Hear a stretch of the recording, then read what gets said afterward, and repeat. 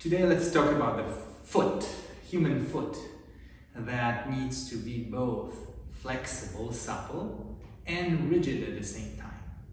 It needs to be flexible when it first lands, when the foot lands on the floor, so it can adapt to changing environment. For example, if we have some unevenness in terrain, the foot needs to be able to adapt to different shapes, to different structures.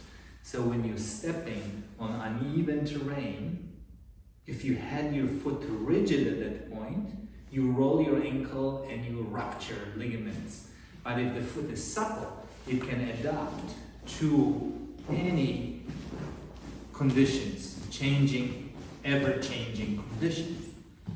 But our foot also needs to be rigid during push-off, so it can propel. So as you're walking, you don't want your foot to be flexible, excessively flexible, because this way, when you drive force into the ground, you want a nice return.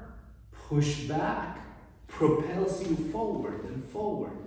And this nice stiffness is for everyday action, like walking, or sports, ability to quickly push off and have that immediate return. For example, if you're a basketball player, or if you're a goalie in soccer and need to throw your body to catch and block the ball, how you push off will determine and how quickly you can have the immediate return. If you had a foot that's flexible, that is not able to nicely lock, you push and there is some kind of displacements that are occurring, making you slower. So in sports, let's say in fencing, you want a foot that will be able to push and immediately create response, in any direction you want. One of the mechanisms that allow our foot to be rigid in a good way is called Windlass Mechanism. So in the foot, the important landmarks will be the first metatarsal head, the joint between the toe, big toe, and the metatarsal bone, and our calcaneus bone, which is the heel bone. So take a look. When I'm extending my big toe, observe how the arch lifts.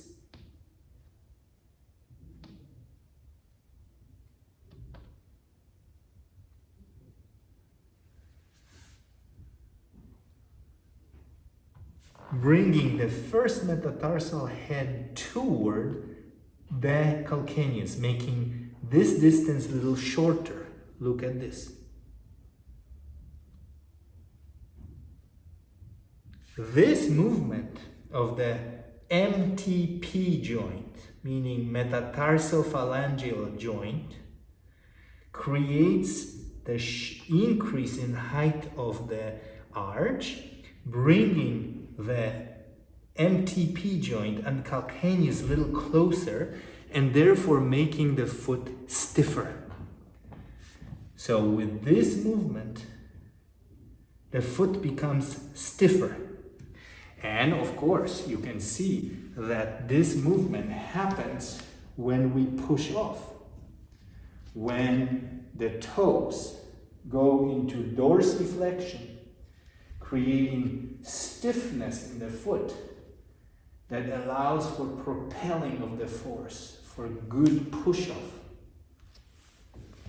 This mechanism of lifting the first metatarsal, lifting the big toe, how it engages the structures on the inside here.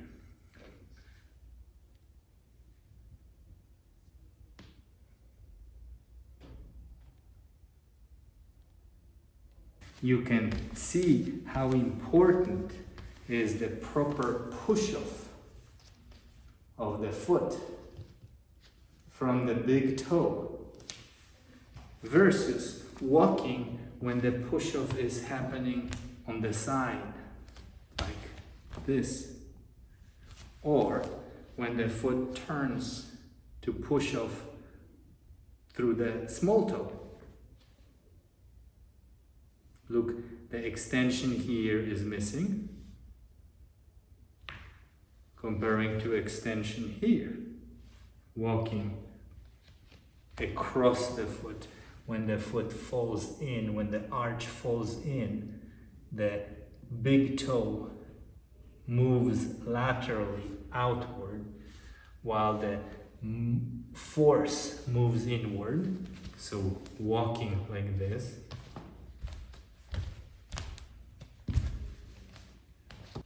Or walking like this.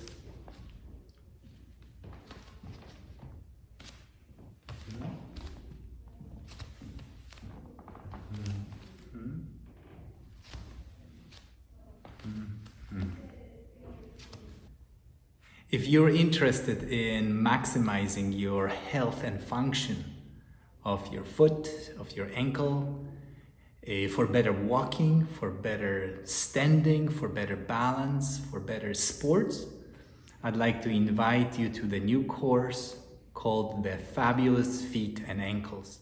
The course will consist of 5 sessions that will deal with the most important, the key elements of foot and ankle health.